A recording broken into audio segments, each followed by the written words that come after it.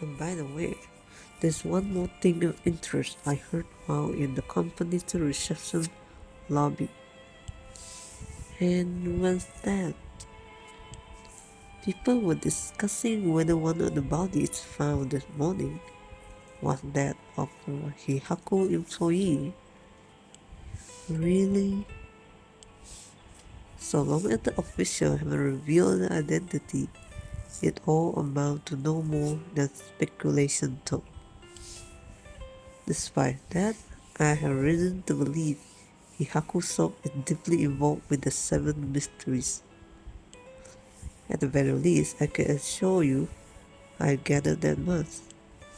The more we know, the better our negotiation will go. Okay. Surrounding again, okay. Back in the Edo period, the canal known as South Warigetsu ran through this area, but it's been turned into a major road. It's a bit away from Kankichiro Station or Ryogoku Station, though it's still considered a nice area. The story of the ever-burning lantern and the food washing mansion both took place around here. One of the bodies discovered this morning was found on this road as well. This is quite a lively area, huh? I suppose you could call it somewhat of a city center. Oh, information. Okay, South Warigetsu Street. Warigetsu. Okay. Partitioning this refers to a waterway dug down the middle of a road so as to divide it. At the dawn of the Edo period, the Honyo district was little more than a collection of suburban rice farms. As the area became more developed, the South Warigesui was excavated in order to drain rainwater to the Yokogi-ken River to the east. Though it served the people long and faithfully, it was converted into an underground culvert at the beginning of the Showa era. In the present, no trace of it remains on the surface but the street that bears its name. Okay.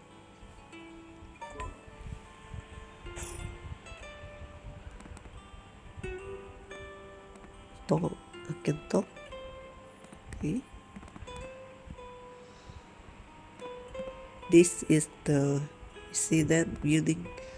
Hihaku office building. We should avoid Hihaku for the time being. It'll be a pain if I have to deal with Takumi again. Wait, what? Where is going? In the meantime, we should be off somewhere else. There's no reason to stick around here any longer. Okay, so we gotta move that. 2. Komagata High School. Okay, front gate. Oh, so many people here, I guess. There's 2 of them. Here we are at ground 0, Komagata High School. I guess it's logical that the police got this place shut down. The teacher's body was found here after all. It's as if the students had nowhere to go now, that the school is closed. I mean, yeah. Surrounding. The news has attracted a bunch of curious onlookers, huh? Oh, I see. Curious people come looking at the scene. That work in our favor. The more people around, the better we can blend in. Okay. Wait. Ooh. Inspecting. Let's go again. As soon the officers are still inspecting the scene, entry has been strictly prohibited. He appeared to be wary of those police officers. Maybe the police really do have something against private investigators, just like in those detective novels. Thing. 2 people had died, a teacher named Kohei Janoshi and a student Michio Shiraishi. Wait, what? Michio Shiraishi? Is there anything else to be gained here? more people now. This place is said to be connected with the story of the Fool's Procession. I wouldn't be surprised if the curse bearer decided to turn up. However, I need to find out if that teacher was a curse bearer or not. I expect the police to be baffled since they don't know about the curses. I can ask around and see what the students have to say. Inquire. Alright, I go ask the student about Michio. Okay.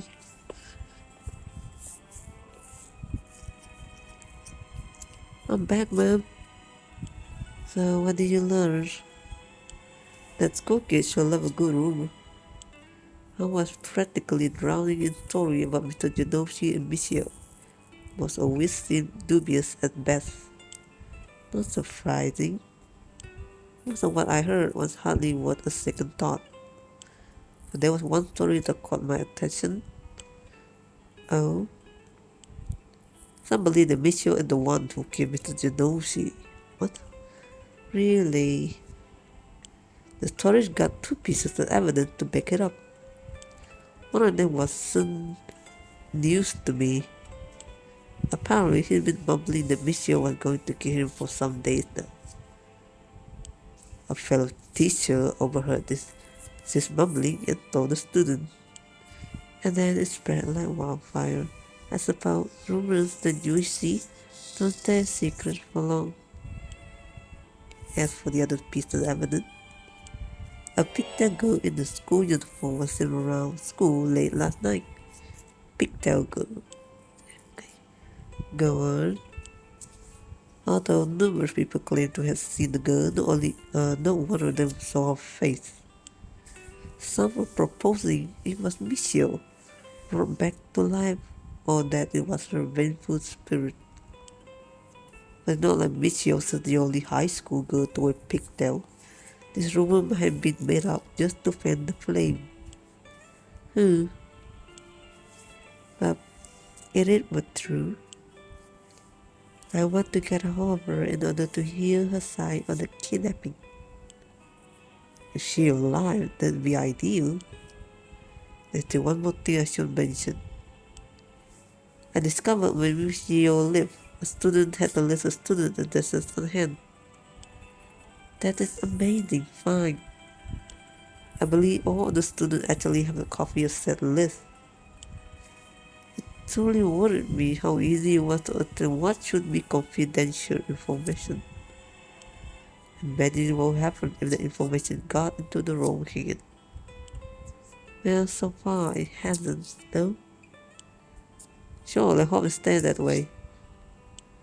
In the meantime, it's not possible for us to visit Michio Shiraishi's house.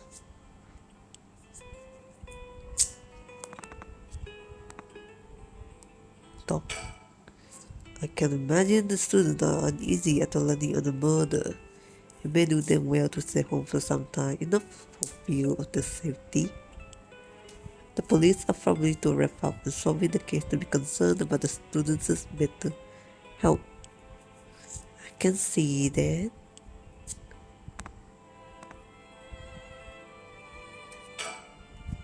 It's important that society provide a safe environment for the benefit of our youth.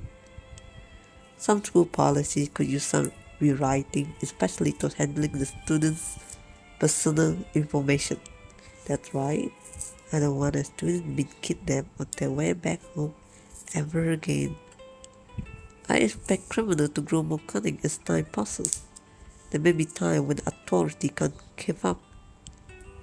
That's where outlaws such as myself come in. What is this about? I actually just forgot I said anything. Oh? Oh, what do you mean? Okay. We gotta move that. Oh, we found it. Michio Shiraishi's house. Near the Shiraishi's household. Oh.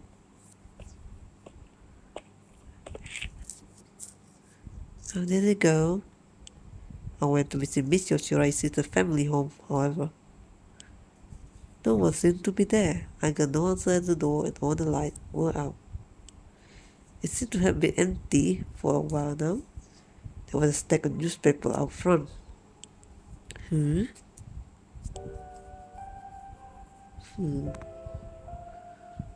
Okay. It's a bit quieter over here. It is a residential area after all. All these rundown row houses really scream working class, don't they? Huh.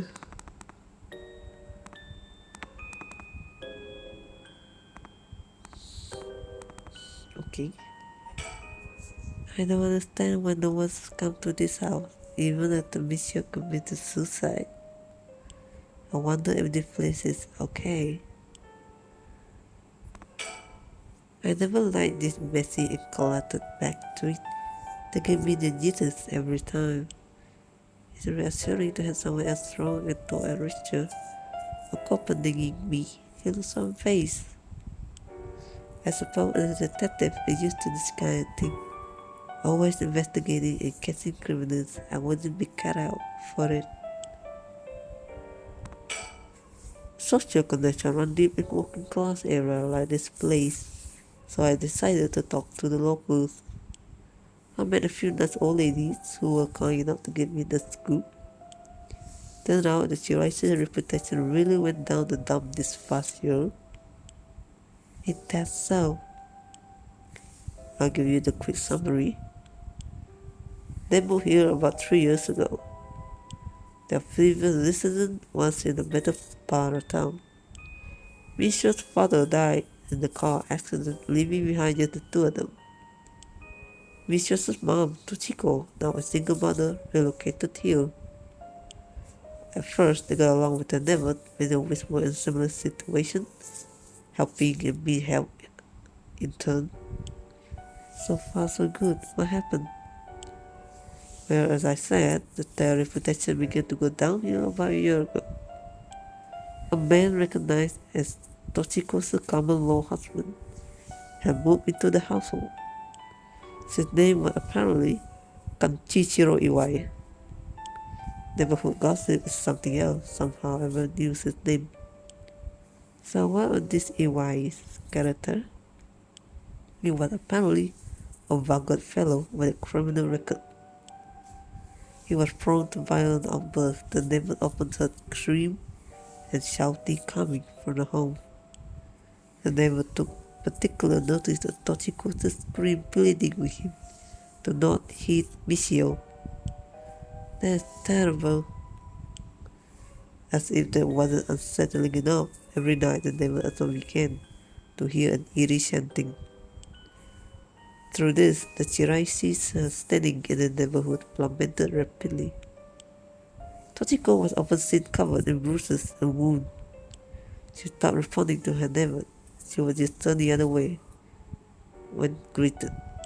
They kept their stove shutters closed even during the day and effectively shut themselves away from the entire community. That sounds horrible. Why didn't the police step in and do something? Unfortunately, under our current law, the police aren't allowed to get involved with domestic disputes. That's awful. And then Miss Yo reportedly killed herself. Things only got worse with Iwai, and Tochiko was admitted to the hospital for physical and mental abuse. Ever since, Iwai hasn't returned to the home. Many locals expressed sympathy for Miss Yo's circumstances, but just many were fed up with the Shirai's entirely and seemed relieved that things finally quieted down again. It seemed that they were still considered outsiders even after 3 years of living here. I don't understand it. Why would Tochiko have gotten involved with such a brutish good for nothing in the first place? I heard many stories where one found this personality that a complete turn after entering a relationship. After her first husband died, Tochiko's financial situation has taken a turn for the worse. She was determined to send her daughter to a good high school. If possible, she fell victim to sweet promises. Life can be tough, I suppose. You don't say moved by the story, ma'am. That fine people have all kinds of stories. Ooh, Kankichiro Iwai. Well, you look okay. Unemployed. The common law husband of Monsieur Chiraishi's mother, Tochiko Chiraishi. Kankichiro started coming and going from the Chiraishi household a little over a year ago. It seems he had spent some time in prison, but the details are unknown.